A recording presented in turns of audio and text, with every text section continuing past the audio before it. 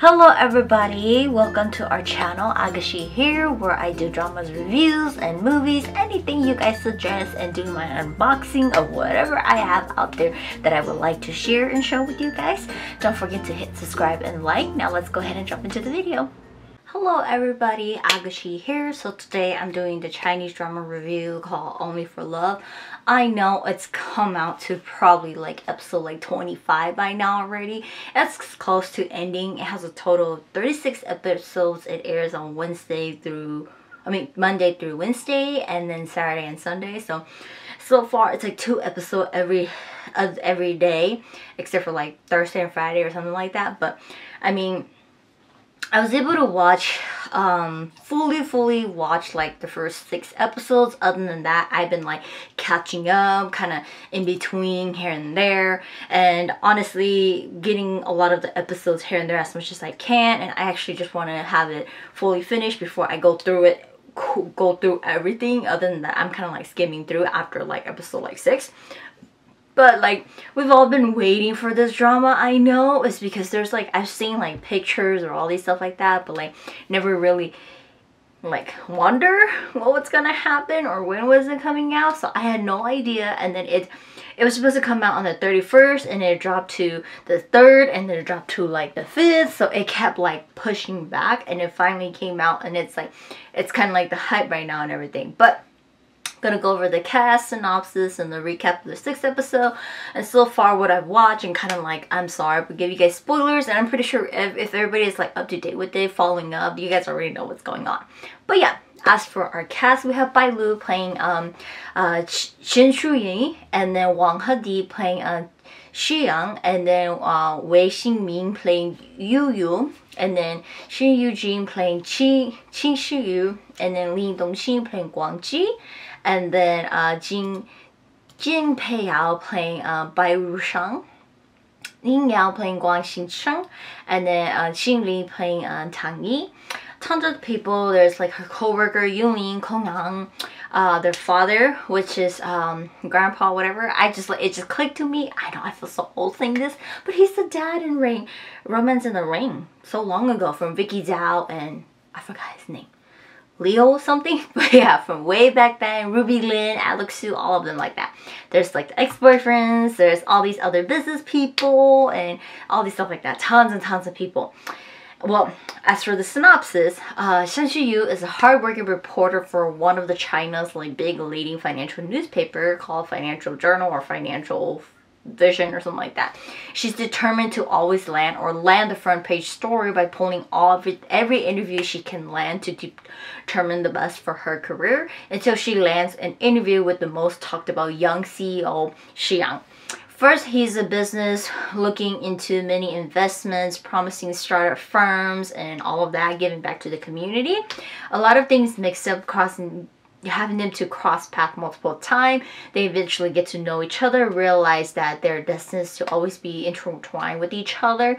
He discovers that he has like she's gone through, like, he discovers her story, her reporting, her career, all of that, and seeing how the path of career she's going into, wanting to start up a story with him and making it like bigger and all stuff like that, because he's not talked about at all in the media, and everybody wants to know about him, but he's so secretive, all focused on work. And because of that, he agrees for her to write up series stories about his company and everything, causing them to constantly meet, leading to the path of love. So, recap on the first 6 episodes with tons of the spoiler and the story and everything. So the drama starts us off with Shen Yu, who is a star journalist at Financial Journal, losing an interview opportunity. She tries to improve her interview skills and tries to interview the young CEO of Mingyun Cloud Creation, which is Xi Yang. And then it's going to be so confusing because her name, his name, and his niece are all like SY. So it's like so confusing. And then one of the parts, she does get confused when trying to ask him for a date. She ends up asking the niece instead. So it's all this mess. So if I say any of their name wrong, you guys know what I mean. But anyways, so she's competing. Shen Yu is competing with her colleague Yu Ling, and she ends up missing the opportunity to interview Qi Yang.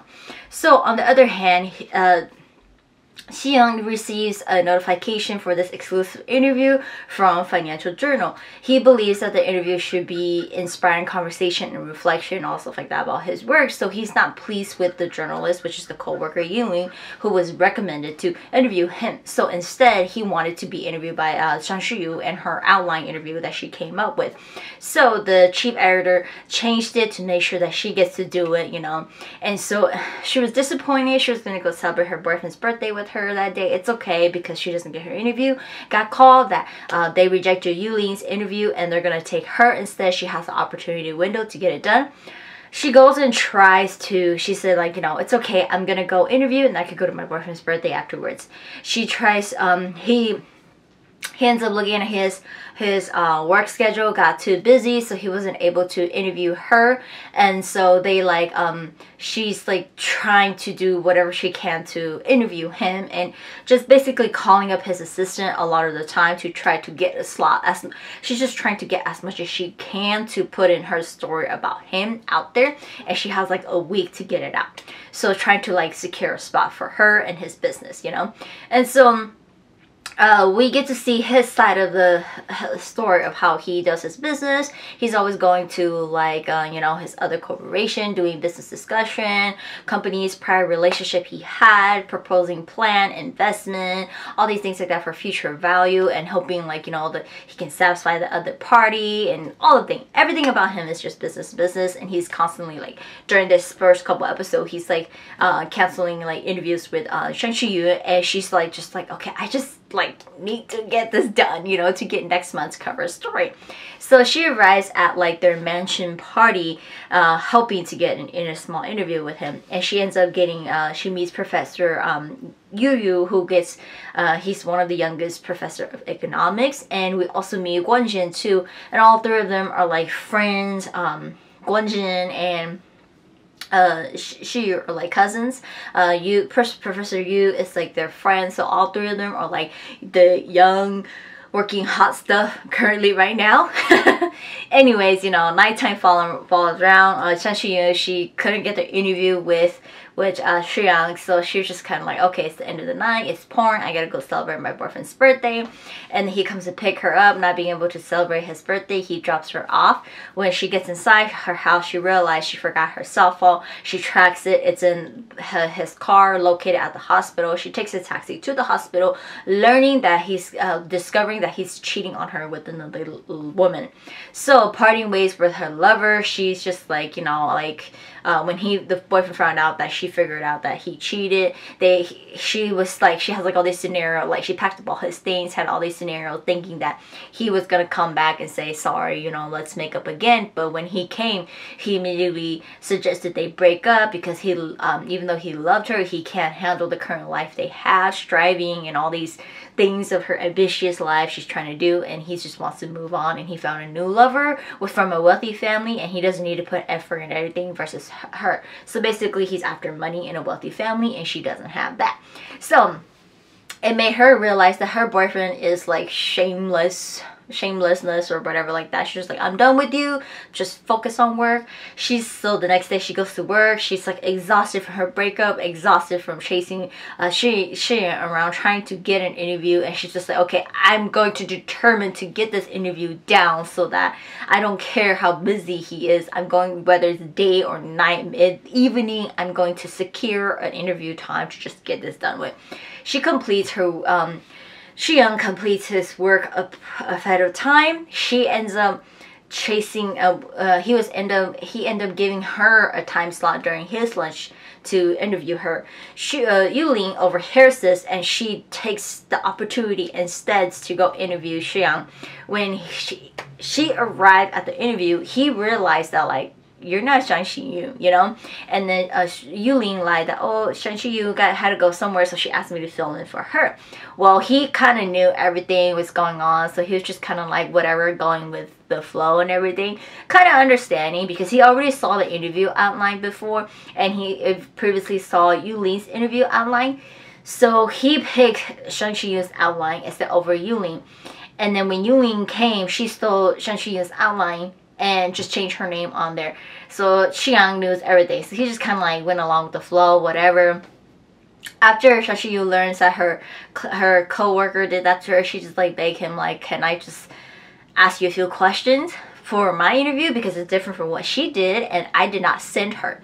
So they end up on this journey to his uncle's, this 2-hour car journey to his uncle's horse riding range, and in the process of it she ended up interviewing him and they officially got to know each other. She asked him all these decisions about why he left his family's business, creating his own, because that's what he did, and why he handed over all these things to his brother-in-law, and how things work between his family and all that. So his family, they're all big and businesses and everything like that. They went horseback riding. She got to meet his uncle. Uncle looks at it. Uncle's like, hey, she's the girl for you. She seems to know you, blah, blah, blah, all these things like that. He's just like, whatever. So on the way back home, she fell asleep. And then when she woke up, he already left her behind. And then she was just kind of like, whatever. But the interview went really well. She wrote up her article. And then now she's trying to get more interview times with him. Trying to dig a little bit more. Learning, she lost one of her earrings in his car.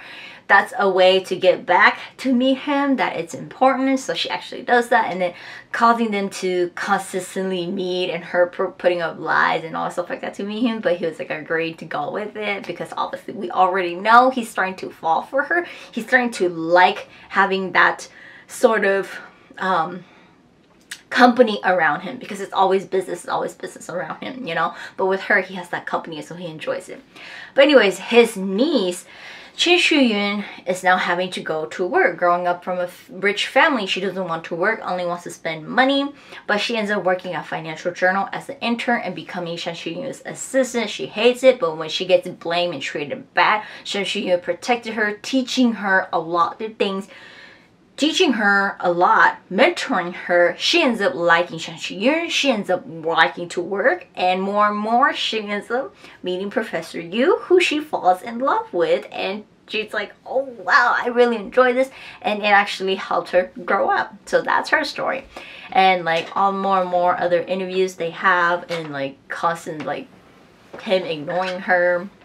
And Yuli is always trying to get in the way, trying to climb up the ladder faster, trying to sabotage Shan Shuyun, but Shuyun is always there to help her in brilliant ways she has and all stuff like that. So it's a bunch. The first like 6, honestly the first like 10 episodes, it's more like business, fighting for interviews, all these things like that. Like her workplace is her and Yulin fighting for interviews.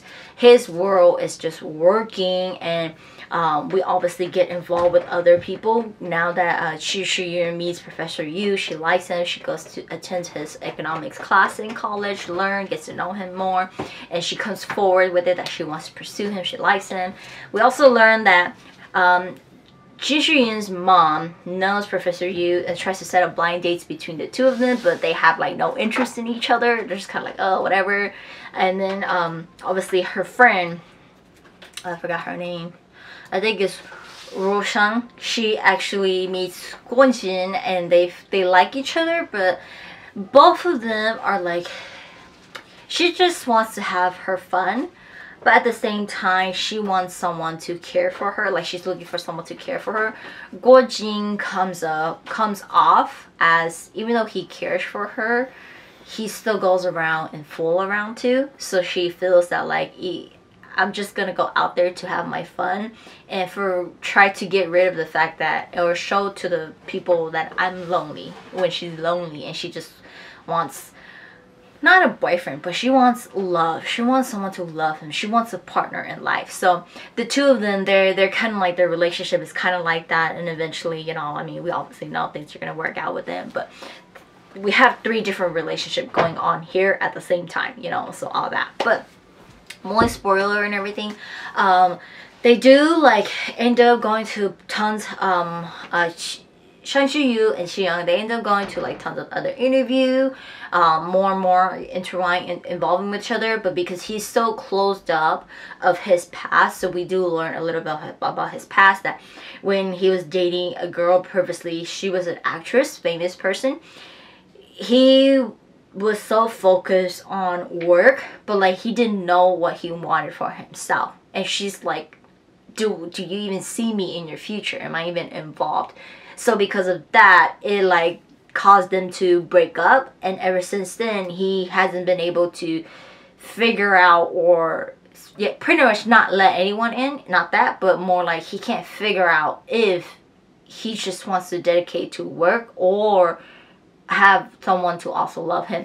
And he eventually like figures out in him, like around like episode like 16 to 18, around there, where him and Shuyun ends up at a temple, and then the fortune reading saying that someone is so in love with her that like even though life is really bad for her right now, her future is gonna turn out bright and full of love. It's because someone right now is so in love with her that things are gonna go well for her. It hit him that I'm the one in love with her, but I don't know how to express it. I'm just holding it in. I'm just hiding. And so that kind of pushes him to kind of show his love, but he's still like hiding everything in. And then like she's at the state of contemplating on whether she wants to be in this relationship with him or not, because it's like both of them are more focused on work, and they're always getting interrupted, and he's not in the position where he's just gonna be like, screw work, I need to tell you how I feel. And then like when he tries to do that, New Year's Eve or New Year's, she ruins it, and he just like, okay, you know, this is not the time to tell you, and he just holds it back. And so it's like, it gets you kind of a little frustrating from like episode 10 and on, because it's like back and forth. But around like the good 20s episode there, that's when they officially get together. Things are complicated for them, but they work things out and they struggle. But it's like it's more where they have to understand, because he got out of a bad relationship, she also got out of a bad relationship too. That even though their job and the career is #1 priority to them, there are going to be tough times where they have to come back with each other and just share and let it out and ignore the outside world and be together. So that's that. And we go through like the other couples relationship where we get to see different perspective and everything. Like where Guojin, their relationship is, they just want to party and everything, but deep down they truly want to be loved and want to be with someone for the rest of their life. That's them. While Professor Yu, he's just like, I think I'm happy right now. Where Shishiyun, she's so rich and she's never known what she wants to do. Now she's able to spread her wings and fly. She's like, I'm gonna have all the confidence to do this, and she's gonna see the struggle in life, but she's like, I can do this, you know. So she's more like a cheerful character to Professor Yu, where he's so like gloomy. He's like Ingor, if I said his name correctly, and Winnie the Pooh. So that's what he's like. So you get to see all these different type of relationships. So, but so far my main focus is obviously Shang Shi Yu and Shi Yang's character. I just like enjoying them, but like a lot of the business stuff in between, I kind of just like ignore it, because it's kind of like it's so much work, and to me, I'm like, I don't really care about any of that. I understand the stuff's going on. I understand the situations, all things like that. I just kind of like ignore it. But so far, I know it's like the hit right now. Everybody's going crazy for it. Everybody's liking it. And there's tons of dramas dropping out too. So there's this Lil Lu's drama came out. I haven't had a chance to watch it, so when I do, look out for that review. And obviously Bai Lu has the her other dramas, the story of Kuning Palace. I just watched episode 1 of it. I want to keep watching it. It's like time traveling things, so I'm interested in it, so I need to know what's happening in there, so all that. But and then obviously, you know, there's like The Last Immortal coming out, which is Cholushi, and then there's like I'm waiting for Lula's drama, Advents of Snowstorm of Love, all of that. And then it's like all of it's going to be dropping in December, or like towards the end of it to January, so it's like so exciting. So looking forward to that. But that's it for today's drama review on Only for Love.